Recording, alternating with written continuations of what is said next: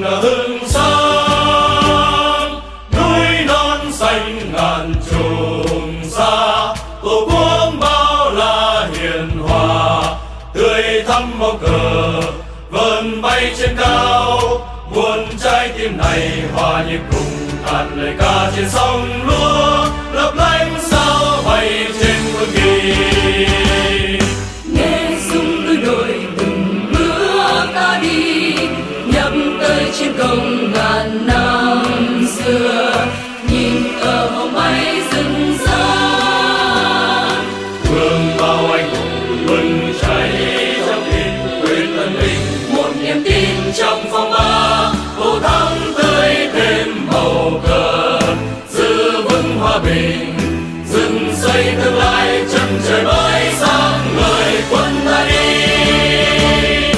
Ghi sâu trong lòng từng bước ta đi, mãi mãi vững tin đặng thiên phong. Bộ đội của ta đã mạnh lớn, lớp lớp sáng người vững bước dưới cờ. Vinh quang này là đơn quân là chiến thắng, đây anh quân đi treo xa cờ.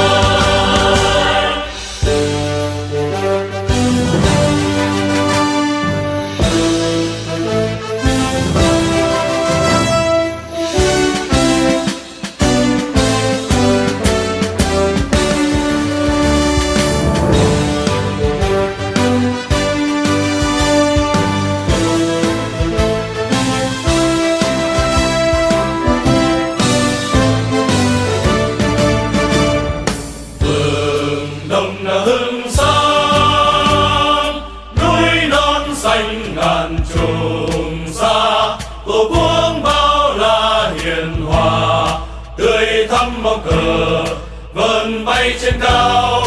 Muôn trái tim này hòa nhịp cùng ngàn lời ca trên sông lúa, lấp lánh sao bay trên quân kỳ. nghe rung núi đồi từng bước ta đi, nhắm tới chiến công ngàn năm xưa, nhìn cờ hồng bay rừng rỡ.